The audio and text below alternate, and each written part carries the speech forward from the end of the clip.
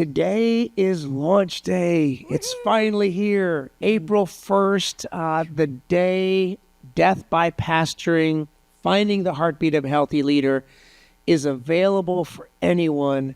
And this has been a labor of love. For the last 2 years, we've been on a journey to change everything in our leadership as a self-proclaimed admitted survival of leadership stress and self-proclaimed and admitted workaholic who needed to change the way I was doing everything. We put our story in the pages of this book to go first so that death by pastoring would be no one's story. So when I say that we want people to have this, the right people have this message in their hands, we really, really mean it. So here's how you can get it and celebrate with us the launch of this book today. So text the word order. You text the word order to order the book to 833-204-2158. Just about. And this is the book. It's in hard copy. It's only available in hard copy through this platform, through Avail Publisher. Next month, it'll be available on Amazon and all the platforms, the softback version, and you can get that as well. But if you order this book today on launch day, you get some special things. You will get a copy of the Avail Journal, which is a hugely helpful leadership journal. Our pictures happen to be on the cover because it's this issue, but that won't always be the case. A lot of great leaders that write in here. Our article in here this month is an excerpt from the book, but this is a great magazine. It's a free copy, and then if you decide you want to go ahead and subscribe, there's a QR code on the back. Everyone will get that if you order from this number that we gave you, which we'll give you again. And then the first 5 people to order the book will also get Sam Chan's book, How Leaders Create Chaos and Why They Should, which is revolutionary and super helpful. I've highlighted my way through the whole thing. That's a fantastic book. So 833-204-2158. This is the same number that you text for subscriptions, but to subscribe you to the text the podcast, word order this time. Gets you the book. Text the word order to 833-204-2158. Hey, listen, we just want you guys to have this in your hands. And so this is never your story. And I hope that you're going to, I can't think of anyone better to celebrate the launch of this book than to have one of the people on it who not only inspired us to write this, but inspired us to this podcast. He was our first ever podcast guest almost a year ago today.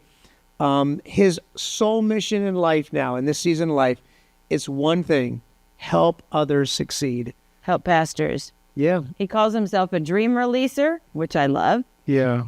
He's in the top 30 global leadership guru list. He has an institute. He does consultation, speaking, coaching, has written 1 billion books, and is still humble enough to want to be on our podcast and encourage leaders like us and leaders like you. So it's going to be amazing. You're going to love this episode, so stay with us. So we can't wait for you to meet our guest speaker today. You've met him before. Sam Chan, thank you for being back with us on the podcast. It's been almost a year celebrating. You've been our first guest and hopefully not our last, but we're celebrating you being here with us today. I am just totally delighted. When I got this invitation from you, Shane, and Sue, I'm just excited about it because I know what you are doing is so far-reaching, as goes the pastor's family, so goes the church. And you are digging good wells and with good water. And I just want to be a water carrier for you guys, with you guys. So thank God for what you're doing. I'm just very proud for both of you. Thank you so much. You are the greatest water boy we've ever had, but you're paid about the same. So no, we really, really appreciate your encouragement, even at the beginning of this project. And I think last year when we talked, maybe when we were still writing it, like the whole process of trying to help pastors not crash and burn up is daunting because it's, we're still praying that and working on that ourselves. Like I think if you're honest with ministry, you have to know that that's a reality, that you can very easily come to the end of yourself, and you can easily get off track with leaning into the Lord. So, not to preach a sermon here, but I just want to say thank you for the encouragement to stick with ministry, to stick with the book, to stick with the podcast. It's been very inspiring for us. Thank you. Yeah, we couldn't have done it without you, and hopefully it's a benefit. We just hope it gets in the right, the pastor's hands. It that does. need it. Yeah. It will, you got to trust the Holy Spirit, Mm-hmm. and he's the messenger, and he's a conveyor of the messenger. So you have no idea where your messages are going. You just see the numbers that you see. What you don't see is where they've been sent on.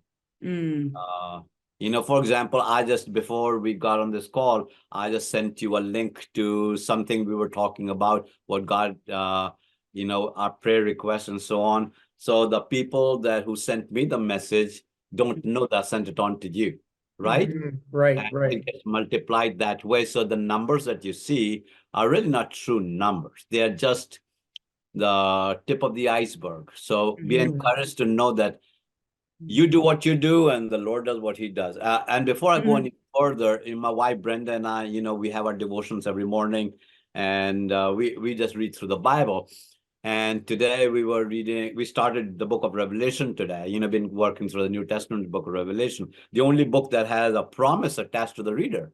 Blessed is the one who reads this. So we were reading the first chapter, and it hit me. There is John the Revelator on the Isle of Patmos. Let's call it Alcatraz, and he's got he can't get off the island, and the Holy Spirit comes to him and says, "Rise and write, and send this letter to these 7 churches." Well, God, don't you know where I'm at? Don't you know my podcast audience is limited? Don't you know nobody knows about any of this? And he says, you don't worry about that. I will get the letter of the island. All I'm asking you to do is write. And I think I'd like to say at the beginning of this to Shane and Sue, both of you, all God asked you to do was to be his mouthpiece. Yeah. And the rest of it, how he gets it off the island into the hands of the 7 churches in Asia Minor and into our hands is up to him. Wow. And God is at work in your life. So be encouraged by that. Yeah. You are man. doing what God's called you to do.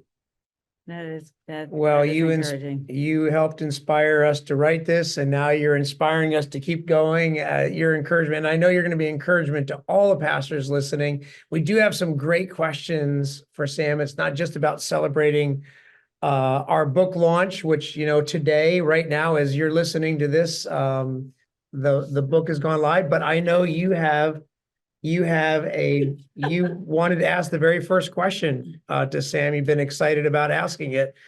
So here you go. So this is it. Here we go. Okay. Well, if you don't know, Sam graciously accepted our invitation to write the foreword for this book, which is always exciting to read a foreword for a book, because somebody's going to say something about you. They're going to say something about the topic, and you kind of wonder what it is. And Sam is full of wisdom. So we were very excited. And I have to say, I was a little surprised at the road you took on the foreword. So let me just throw this out there. You said in the first sentence that pastoring is the second hardest job. So what is the first hardest job and why? Thank you for that. So thank you for that softball question to start. This is going to sound like I'm the one that really wants the answer, but you Why keep not? me up. Why not? Why not? So I was born in a pastor's home. So my mother was a pastor's wife. And then my wife Brenda and I pastored ourselves. And I'm around pastors every day. And I can tell you that the hardest job is being married to a pastor. Now, you might be wondering why. It has nothing to do with gender. It has nothing to do with title or position. You can call her first lady, you can call her co-pastor, you can call her pastor. Doesn't matter what you call her, she knows that she's not that. And everybody else treats her like that as well. So when a pastor goes through a difficult time, the pastor usually has opportunities to process out whatever's going on with the board, with executive teams, with their buddies. They have places to process it, talk it out, work it out, those kind of things.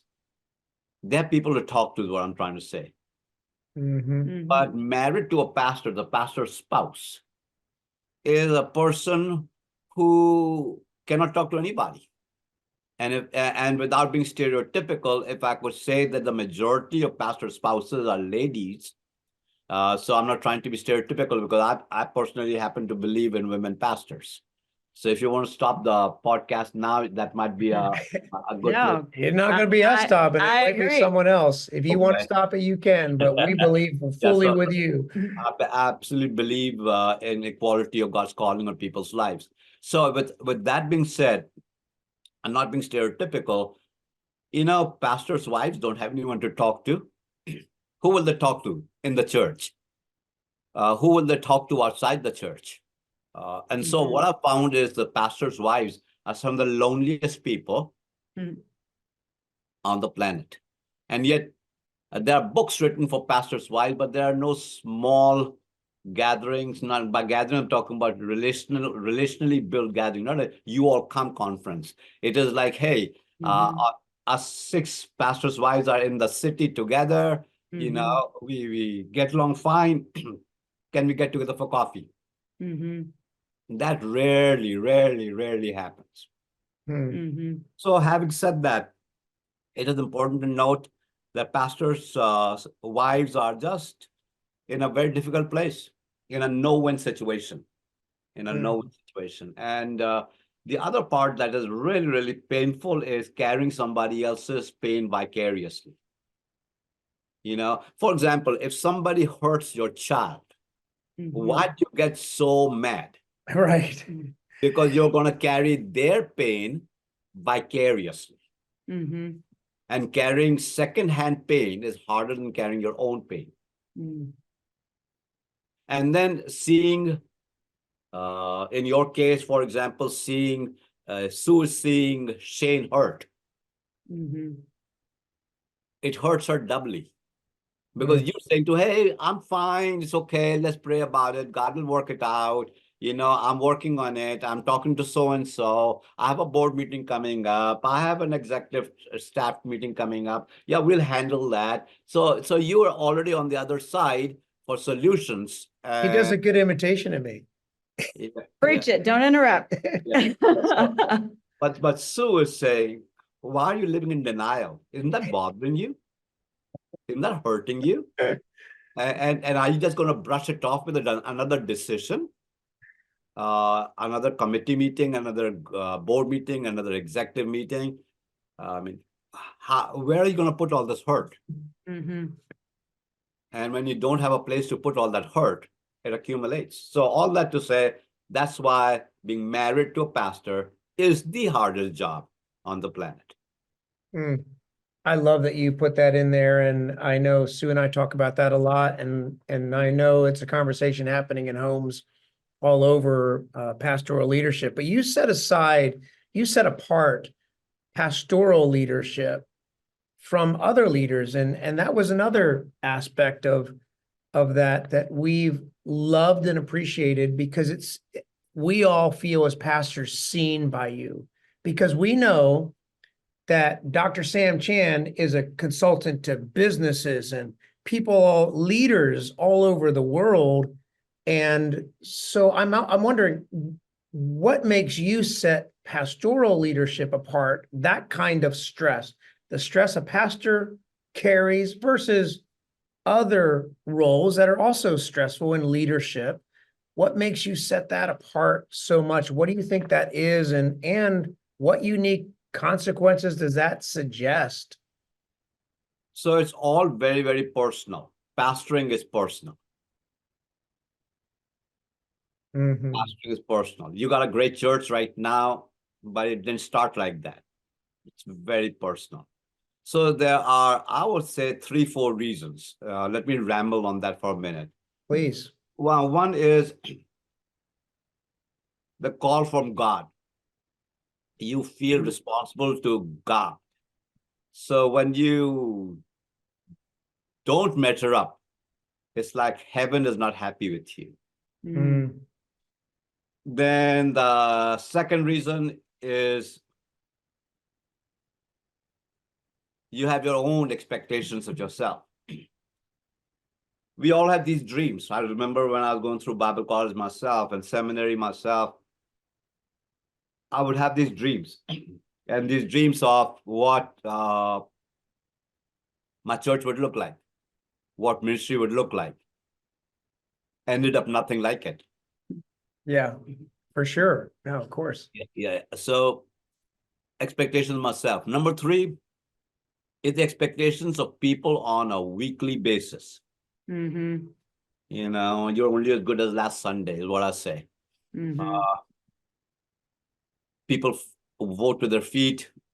People will leave, never say thank you. People go AWOL, never send you a card saying you were so nice to me, but we found another church we want to go to. Mm-hmm. But I think another great reason is a pastor is never off. Yeah. A pastor is never off. So if I was a banker, for example, I could get my vice president to take over. I could have my team ready to go, and I can go off on a cruise. And unless something really, really bad happens, nobody's going to contact me. But because our as a pastor, it's so convoluted and so complicated, and so we don't really fully grasp. I don't understand pastoring. I've been in a pastor's home, pastor myself. I'll be 72 this year, and I can tell you, there's just no way to grasp your head around being a mouthpiece for God. How you got to be a pastor, a preacher, a prophet, a priest, or four aspects of it embodied in one person. It's very, very difficult to be able to do all those 4 things. So when you're never off, you know, it's like a light bulb, and it's never off. It's gonna sooner or later gonna burn out. You're never off.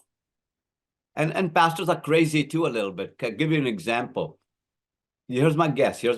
And you don't have to answer this because it's gonna make you look bad. Okay, it's gonna make you look bad. That's okay. Don't react. Yeah, I'm setting you up now. So the 2 of you are on vacation.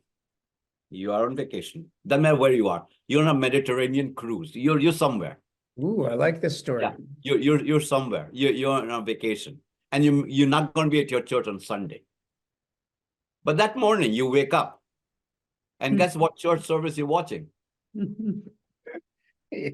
Your own. And you know something? Let me be prophetic over here. And then you get madder by the minute because that light bulb is off. The sound is bad. Sound is bad. Yeah. They went too long on that. They went too short on that. Why didn't they say this? Oh, they forgot to make that important announcement. You know, we got Easter egg hunt coming up. Nobody talked about that. You know, the offering was shoddy. So that's another thing, that's a self-inflicted pain by pastors. Oh, yeah. They are away on vacation. As it is, they can never be off because the church lives in your head. So I tell pastors all the time, especially new pastors, I said to them, if you decide to pastor, you and your wife need to know this. You and your husband need to know this. You will never, ever have a holiday again. Wow. It's that description of 24/7 life is daunting, and it's For the true. record, I don't So have true. any problem not watching church when I'm on vacation. He's the Oh, one. calling me out. Okay, Yeah. all right, He's all the right. pastor. Yeah, He's he the does pastor. not, he has to know. He has to know how it's going.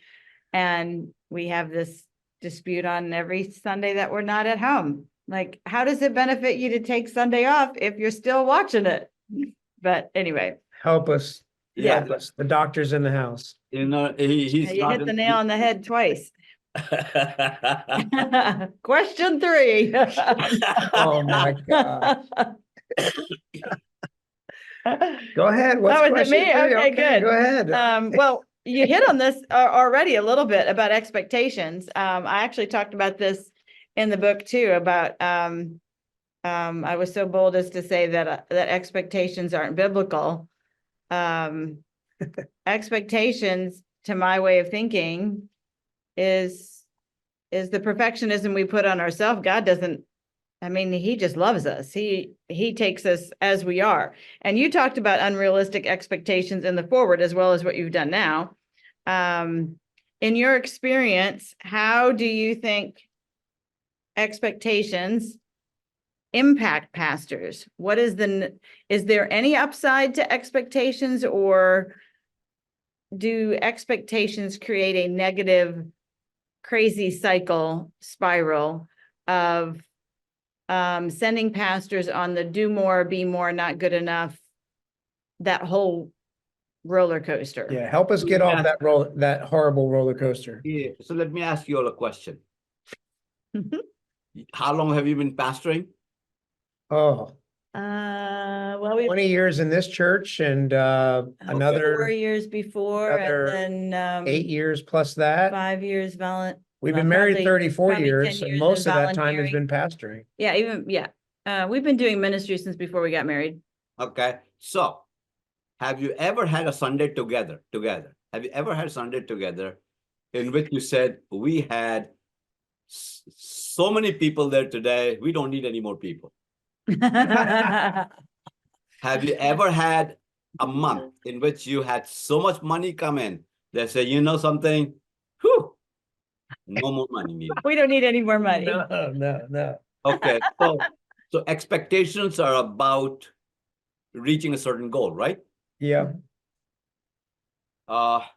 So that's what I mean. There are many definitions of expectation, but one of Sure. them is you expect to be in a certain place. People tuning to this podcast have an expectation. There's an expectation is some kind of a goal, some kind of an objective, some kind of an outcome that is in our head. May not be realistic, but it's in our head. So when you are in an industry called the church, it's never enough. Yeah. You know, it's never enough. It's never enough. So when this podcast is aired, there'll be it'll be on the other side of Easter. And I know I'm dating it, but I'm dating it on purpose. Yeah. Because all the thousands of pastors who are going to be watching or listening to this, there's not one pastor who's going to say, you know something? We had so many people. Ben, next year, I don't think we need that many people. Next year, I think we need to bring it down. We did too much. Yeah. Too much. Not gonna reach too many people got saved. Too many people came to church. Too much money showed up. Too many volunteers were in the parking lot. right. So because there is no finish line to this pastoring thing, it is just always unmet. Always. Okay. This is a conversation that happens between pastors and their spouses on a regular basis on Sunday afternoon. You know something? If so many people are gone today, if so and so and so and so and so and so and their families had been there, do you all not have that conversation? Of course, we're gonna have it when this airs, because spring break is over Easter this year in our area. So there you go. So yeah. So you're gonna have that conversation again. It comes out to you expected all those people to be there, and Yeah. so and it's not about lowering your expectation. That's not what I'm talking about. I'm not talking about lowering your expectation. I'm talking about understanding that our expectations are human, and therefore, in most cases, will be unmet. I remember my professor in seminary, Dr. Larry Crabb. Oh, I was in the counseling program, and Dr. Larry Crabb said this in one of our classes. He said, it was a marriage and family class, in which he said, doesn't matter who you marry, they will disappoint you. Simply because we have expectations of things that are grandiose, that live in our head, that are not to be accomplished. So that's what unrealistic expectations is, but you don't know they're unrealistic. Right. But so we live in this world of unmet expectations. So instead of thanking God for who is there, we start counting who was not there. Yeah. So true. Yeah. So it's the impact on that is cumulative. So the question is about the impact of that. You go from disappointment to disappointment to disappointment to disappointment, rather than celebration to celebration to celebration to celebration.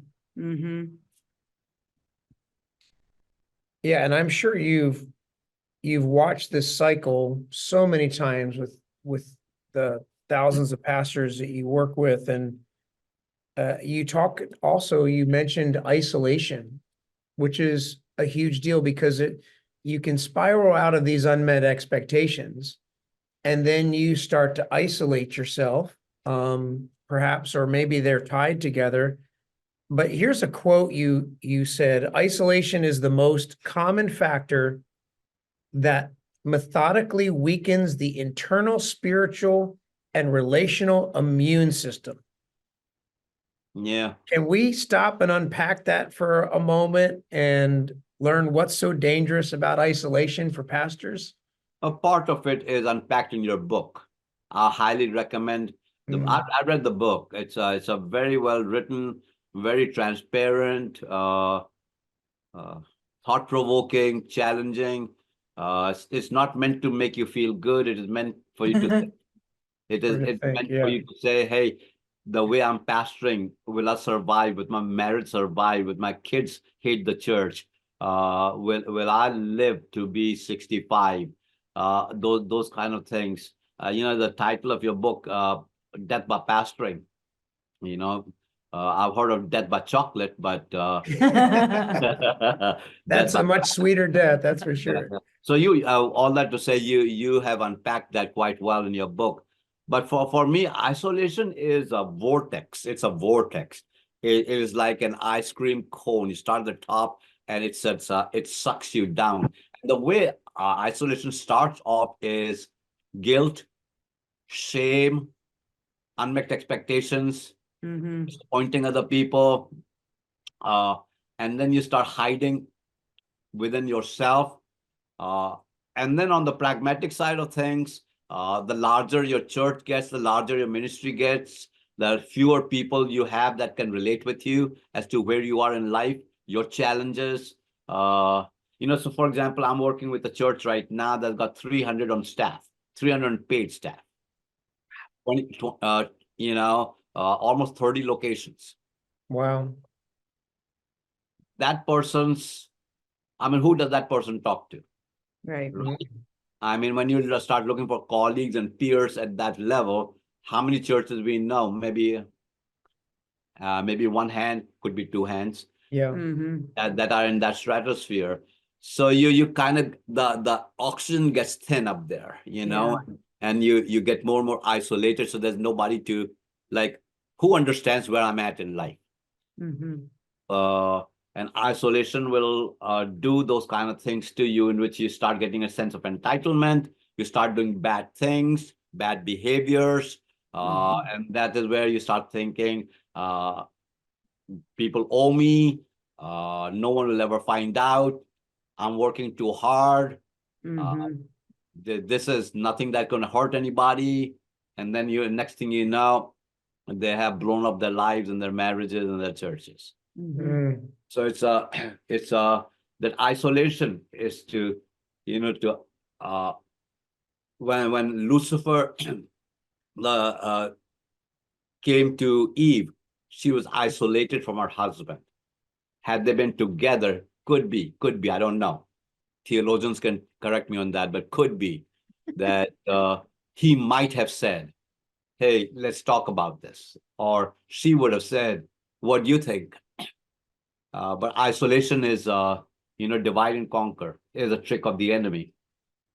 So, an alcoholic, for example, I've been around alcoholics, the biggest, as long as they're going to the bar to drink, it's bad, but yeah. But when they start staying at home with that bottle of Jack Daniels, isolating themselves by themselves, just watching TV and drinking, that isolation. When somebody feels alone, they take matters into their own hands. And that's why he created the church, so we don't have to be alone.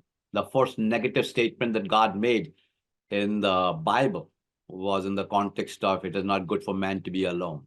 Yeah. So isolation, and even to this day, the worst punishment apart from electrocution or capital punishment or death by some kind of lethal thing is isolation. Isolation breaks a person down. So there are many people listening to us today who find themselves in that isolated place. I would suggest to them, find somebody who's a friend.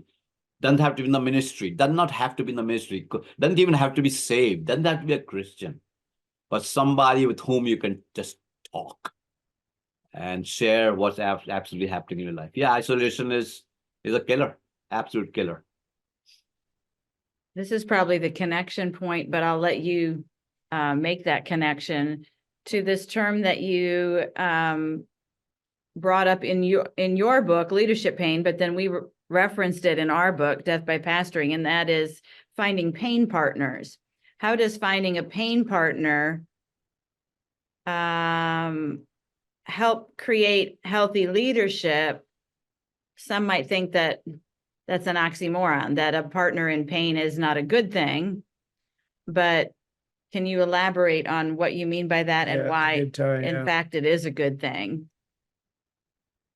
Yeah, I didn't understand that earlier in my ministry, what a real partner is. So I'm in pain and I need a partner. So what kind of partner am I looking for? I'm not looking for an expert. I'm not looking for a mentor, guide, director, counselor, coach, consultant. I need a regular person who is not going to say, I know what you're going through, because no, you don't. No, you don't. No, you don't. Or I can only imagine. No, you can't imagine. Or why would you feel that way? I don't need a judgmental person. I just need somebody who would look at me and say, if I was you, I'd kill him. Yeah, You right. know, I would walk up to their house and slap them upside the head and say, what's wrong? No, I wouldn't have a board meeting. I just talk to that board member and take them outside in the parking lot and say, hey, man, I mean, we can both walk away if you agree. If not, then I'll have to call your wife to come and get you. You need a pain partner. Does two things. They are not going to try to quote you, make you feel good, ask you how's your devotional life, and pray prophetically over you. I don't need anything religious or ecclesiastical. At that time, I'm in pain. Triage me. Yeah. Don't be asking me for my credentials. That's number one. Number two is become more important to me. And that is one of the pains that pastors carry is they have no one to celebrate with. One of the biggest pains a pastor carries is no one to celebrate with. It feels like bragging. Yeah. Right. It feels like, hey, we had 193 baptisms at our church. It's like, well, can you top that? You feel like, so there's nobody to celebrate with, really. When that happens, you don't have someone to celebrate with. A bad place. I remember a number of years ago, Brenda and I, we live way beneath our means, and so we don't have to drive it, we don't have to live in it, you don't have to wear it, we're just regular folk. And so a number of years ago, we did what everybody dreams of doing, is we paid off a mortgage. So praise the Lord for that, especially for an immigrant like me. Paying off your mortgage is a really big deal. It's a big deal for everybody, but big deal. So we got that letter in the mail. It had a sign, a stamp on it saying paid in full, no liens, no nothing. The deed was enclosed with it. Everything was there. So Brendan and I are in the kitchen. We are hugging, loving, crying, laughing. Can you believe this? Can you believe this? Can you believe this? Kind of thing moment. And then who should we call? Who should we call? So we called our daughters, Rachel and Debbie. So I got 2 daughters, okay? And then who else can we call? So we start thinking about our other family members. They're all jacked up. It's like, good for you. We still got 35 years left on ours. Yeah. We refied ours 3 times, So who's the partner in celebration? Yeah. That's a pain. That's a really good point. I feel like we struggle with that more. Like, we've gotten good about bringing people into pain for support. Oh, yeah. I don't think we've done the other side of the coin, like bring people in to celebrate with us, because and I don't know who established this culture or whatever, but I think it's just generally out there that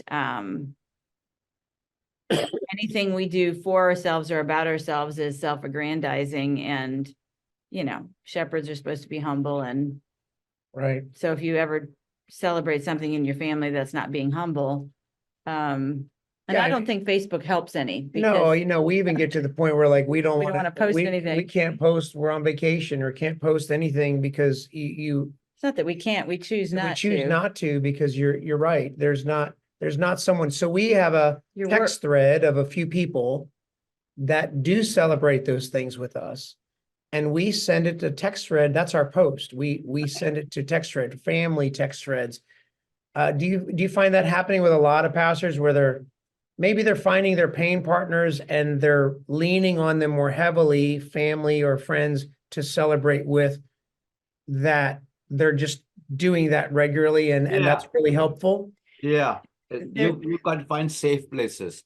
Yeah. The Bible says, weep with those who weep and rejoice with those who rejoice. Weeping multitudes. Weeping partners are not difficult to find. Right. Rejoice with those who rejoice.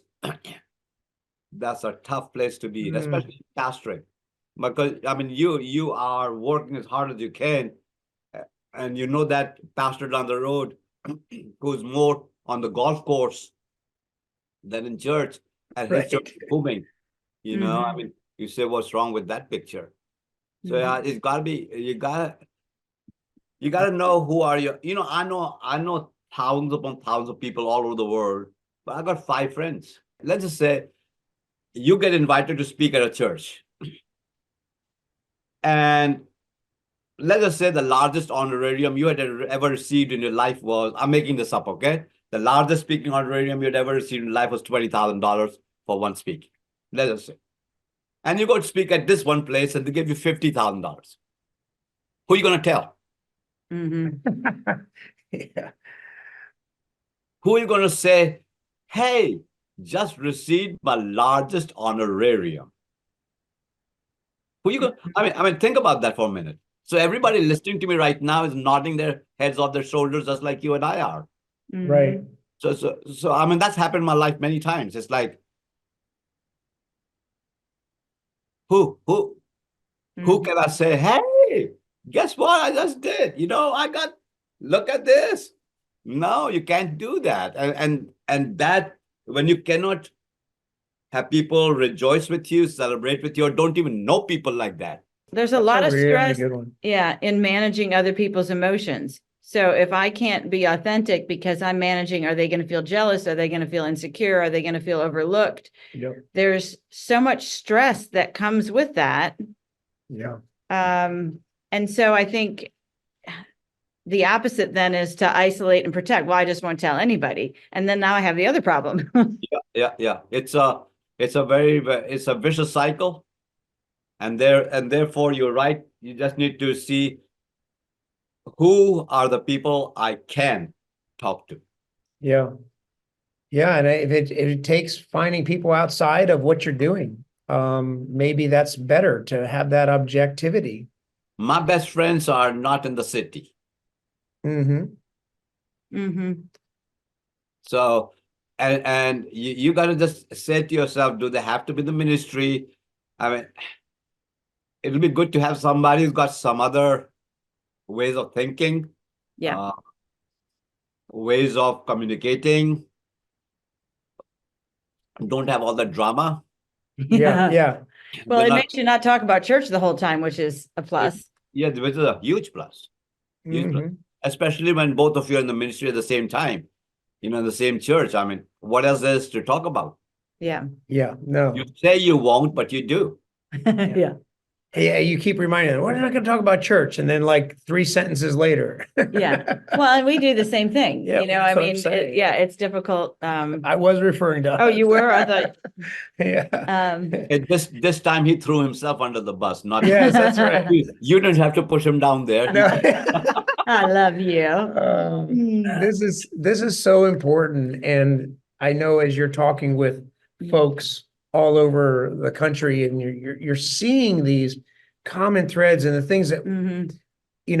we don't want anyone's story to be death by pastoring. We don't want that to be anyone's story. We want it to be life and sharing these and finding these, not being isolated and not having these unrealistic expectations and all of these things that stress brings. So what are some questions that pastors are asking you as you're traveling and you're coaching them and in ministry? What are they asking you that you think would be helpful for everyone listening right now to ponder ourselves as we're trying to be healthy? Could I be a little rebellious here? Oh, please do. And instead of answering your question, tell you the 2 questions I'm asking everybody now? Oh, okay, that'd be good. great. Okay. Okay. It's kind of You're the scary, but you're the yes, 2 let's do it. You're the 2 questions I'm asking everybody, every pastor now. Okay. In this order. How's your marriage? Mm, How's your money? Hmm. If your marriage and money is good, I'm talking about personal money, not church money. Yeah, yeah. Because a lot of places I've been to, the church was doing great and the pastor wasn't doing that well. mm, There's no direct correlation in the church doing well and the pastor doing well. Mm-hmm. So how's your marriage? How's your money? If those 2 things are good, you'll do just fine. You'll go through tough times, you'll go through disappointing times, you'll go through angry times, doesn't matter what, but you'll be fine. If your marriage is good and your money is good, you have a switch in here which says, I don't care. We fine. We good. Mm-hmm. I don't care to anybody else who's opposing you, anybody else who's saying something. As long as your marriage is good and your money is good, personal money, you're good. So those are the 2 questions I'm asking everybody now. How's your marriage? How's your money? In that order. Because your money can be good and your marriage can be funky, it's going to be bad. Mm-hmm. If your marriage is good and your money is funny, it's going to be bad. Mm-hmm. If you can prioritize. So the reason I'm asking that question now is most pastors I talk to get to a certain age and start thinking about, I won't be doing this the rest of my life. Yeah. right. Or is this what I want to do the rest of my life? Right. Or is this not a good time for me to walk away from this part of my chapter and write another chapter of ministry? I'll still always be in ministry, but another chapter of my ministry. So that I'm still healthy, I can travel, I can be with my family, I can be with my grandchildren, etc., etc. Mm-hmm. So if your marriage is not good and your money is not good, none of that's going to be happening. You're going to be trapped. Yeah. And unfortunately, most pastors I talk to have given amazing amounts of attention to the money in the church Mm-hmm. and not a whole lot of attention to what I'm going to do Right. when I can't or don't want to pastor. Mm-hmm. And so most pastors overstay Yeah. because the marriage is good, but they don't have the money. Yeah. Mm-hmm. So yeah, marriage and money, Hmm. those two things. Wow. So, That's How really do good. pastors respond when you ask them those two questions? there's a very interesting thing. Pastors are masters of deflection. Yeah, do you notice what I just did there? Yeah. Pastors are masters of deflection. They will give you this long 5-paragraph answer, and the longer the answer, the more unsure they are. Uh-huh. If the answer is short, the answer is yes and yes. Uh-huh. They don't have to do a lot of explaining. Yeah. So in some cases, she will look at him and say, I'm good with you. Are you good with me? Yeah, I'm good with you. We're good. And then they look at each other saying, we're all right financially, right? I mean, we won't be begging the church for the rest of our lives. No, we're good. Mm-hmm. So the more sure a person, the shorter the answer. Mm-hmm. Yeah, but pastors in most cases will give this, well, we've been supporting the church, and yeah, I know it's time for us to start focusing on, no, it's too late now.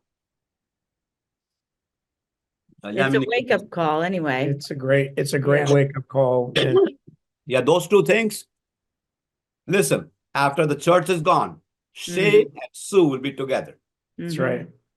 and need money to be together. Mm-hmm. It's as simple as that. I mean, it really distills your future down to marriage and money. Yeah. We look forward to that day, don't we? I'm I happy. do. Do you look forward to that I'm day? happy with you right now, but yeah.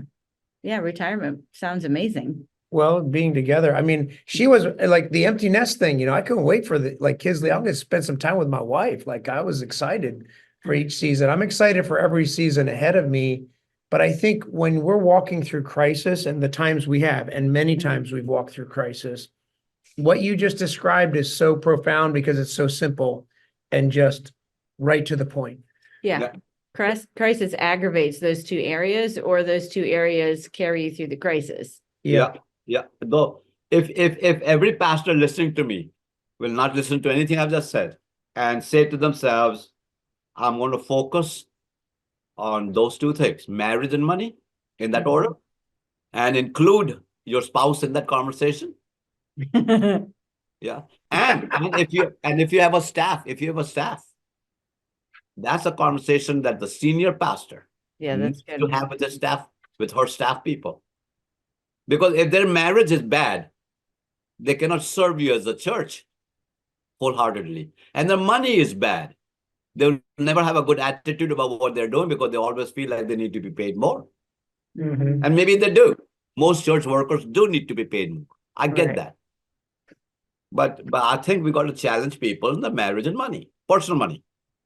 I keep saying personal money because I don't want people to think about tithing and offering and missions. I'm all for that. But a lot of churches do really well on the church side of things, but not so well on the personal side of things. Benefits included. Mm. Mm-hmm. Now, when you get old like me, I want to tell you, benefits and tax planning is the name of the game. Mm-hmm. Yeah, it's so critical to have people, and we've been talking about coaching and having teams around you, but I think money is one of those that often gets left off, and without it, you can't spend the time that you hoped for, and you do stay too long. You end up, like you said, as well. That's a mic drop moment a bit. But Well, yeah, we've encountered that regularly Yeah. in ministry world. People want the next thing. They want to start the last chapter because they're tired. but they can't afford it. And so then that creates a real problem for the church as well as the individual. Yeah, and there's a lot of pastors who may be listening who maybe are off track in one of these categories, or they're facing catastrophe, they're facing burnout, they're facing major anxiety. I think I wouldn't want to let this call end without asking you to speak to some of those Ab- who are finding themselves walking Absolutely. through one of those crises. So there's not a single person, including me and the two of you, who has not been where you just described. That's right. Mm-hmm. The unfortunate part is that not everybody knows we are going through all of that. So we don't know that. We don't know that because we don't share that portion of our life. Every Instagram post, every Facebook post.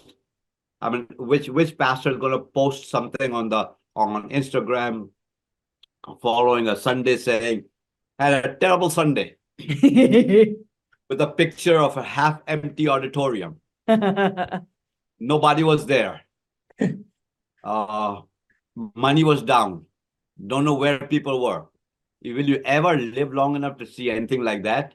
No, because we never present that side of ourselves. So I won't say 2, 3 things to the people who might be going through the difficult time. One is just old adage, just because it glitters doesn't mean it's gold. Yeah.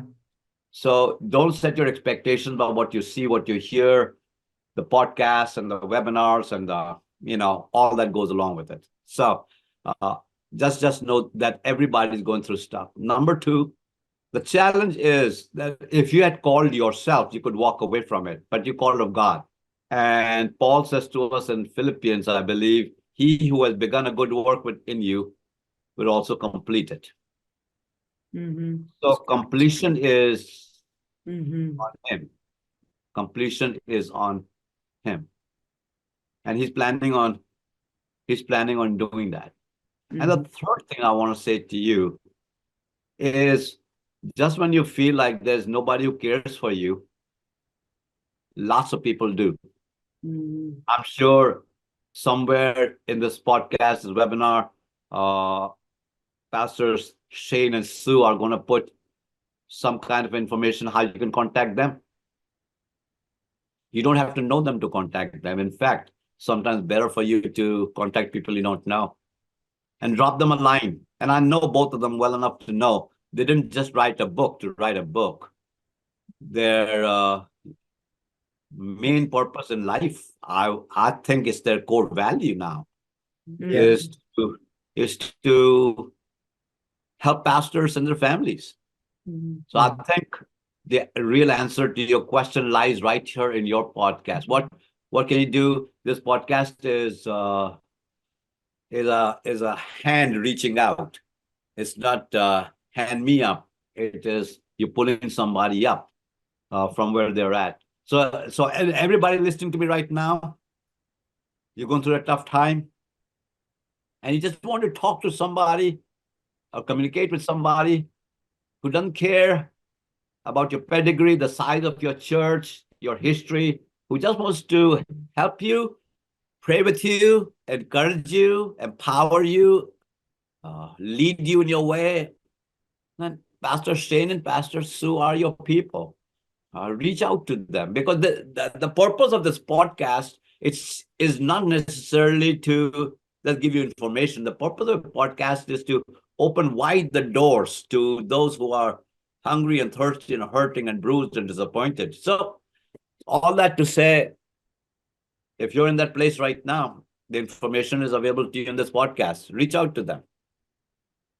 Thank you so Thank much. you for that. You are so right. We would love that. That I love answering emails that come to me through my website. Especially lost people, hurting people, even argumentative. Somebody wants to argue about something. I love having those conversations about faith and God and where you are, and God loves you and what happens next. So thank you for saying that. That's definitely our heart in doing this podcast. So can you give that because we didn't website? have enough things to do. No, we want that to do. That's That's the whole this is point. why you're exactly right. Thank you so much for saying that. So, so what is your website? Well, the website for the book is deathbypastoring.com. And then my personal writing website is sueschlesman.com. You have to be able to spell Schlesman, but Well, you'll have that somewhere in the yeah, Oh, in yeah. the yeah. Yeah, and Okay. it's all in, yeah, it's in the book, and we'll give information about the book. How can leaders that are listening to this connect to you? So what are you working on now? I'm sure you're writing another book. What projects do you have going that you would want to talk about? How can anybody that's listening to Stress Test find out more about Sam Yeah. Chan? Continue to learn from you. Well, yes, I'm working on my book number 30 now. Congratulations. I can't tell you too much about it, but it should be out end of this year. Wow. Yeah, so I'm working on that right now. There'll be a time for me to talk about it. Okay. Yes. Yeah, let me read the book and then I can talk about it. Yeah. So I'll tell you what I like to do. Instead of people getting in touch with me, which is fine. I mean, they can find me, just Google Sam Chan and I'm there. Yeah. I'd like to give all of your listeners a gift, a 6-month subscription to a leadership journal called Avail. And Wow. just I it's have just one right called, here. oh, you happen to have one, huh? It happens to have our faces on it, but Uh-huh. You can. I you love can- it. Love it. Keep it up there. Leave it up there. Leave it up there. Leave it. Because I want people to see it. Can you kind of flip through it so people can kind of see? it's beautiful. Yeah, It is a really great it is 5 magazine. color. Yeah. Yeah. Open it to your Oh, that there's page. the front of ours. Yeah. So I'd love to give a 6-month subscription to all of your listeners. Here's the QR code. I'll just stick this up Yeah. if anybody wants to zoom in. Yeah, there's a QR code, and if not, that keep it up there, Sue. It is availjournal.com. Right next to the QR code, it is there, availjournal.com. So you can just go to availjournal.com or go to the QR code. I'd love to give you a 6-month free subscription to this wonderful leadership journal. Yeah, Wow. and I think that way we can grow together and be part of this journey called working for God. That's fantastic. Wow. Thank you. Thank you. Thank you for doing that. And yeah, and this is a Avail Leadership Journal. I've been having it. I've had it for, man, almost a year, years, over a yeah. year. When it first came out, I think I've had it from the beginning, and it's just been amazing to hear so many great articles you've written in there many times. And so thank you for sharing with us more wisdom and celebrating with us. and celebrating with us. You're now one of our pain partners. This is, yeah, one of our, well, we've never launched a book together ever. So you've launched books. I've Yeah. never launched any book. This is our first book launching together. So our first of, who knows? She might be, it It's might kind be of like the one and birthing a done. child. I'm really not ready to talk about the next one. Yeah, But it's 30 has a lot of- books. Congratulations on Yeah. book 30 coming out at the end of the year. We're going to have you back. I hope you'll come back and talk about it with I'll us. be honored. I'll be honored to do that. Yeah, it takes on a life of its own. So enjoy the Mhm. journey. Enjoy the journey, and everybody listening to me, it is deathbypastoring.com. Yes. Deathbypastoring.com. Did I just say deathbypastoring.com? Yeah. I meant to say deathbypastoring.com. Yes. Say it one more time. You got it. Yeah. Well, So- we would love to end our time together by inviting anyone who's listening. If you're driving, don't close your eyes. But anyone who's listening with us, take a moment and pray for Sam Chan and follow along with us. We're going to lead us in prayer and just ask you to pray for Sam Chan's ministry right now. So God, thank you for Sam and his amazing ministry and the impact he's had around the world. And Lord, for us even today, Lord, and I know those listening, God, thank you for the wisdom you're sharing and how we can walk together as pain partners, how we can walk together in life through the valleys and celebrate together on the mountaintops. So God, be with Dr. Chan. Let him and his family, Lord. I pray, God, that your blessing over them, for his family in India and the church in persecution. We ask you, Lord, to be with them as well, and your blessing on them. In Jesus' name, amen. Amen. Amen. Thank you so very much. Sam, thank you so much for Yeah. joining us. Thank you for being here. Thank you again to Sam Chan, and what a gracious offer for him to turn it around and point it And start promoting for us. point it to us at the end. Not at all planned and unexpected, but I want to tell you from the bottom of our hearts that Sue and I would love to connect with you.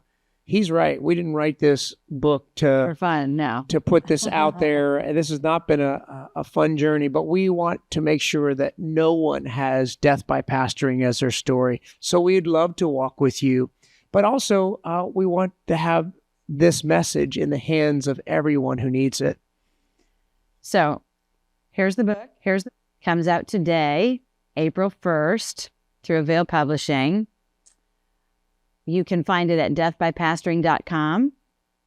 You can text our number, text the word order to 833-204-2158.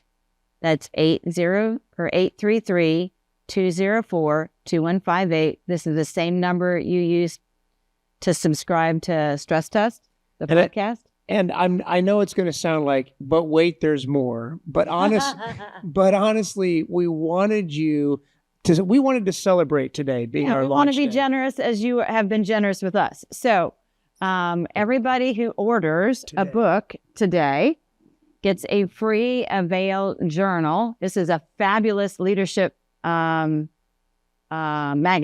We happen to be on the cover, which for this edition, doesn't make it any more special. It's just we have an article in here that is an excerpt from the book. But anyway, the magazine is yours if you order. And if you are among the first 5 people to order, we want to send you also this book by Sam Chan, How Leaders Create Chaos and Why They Should.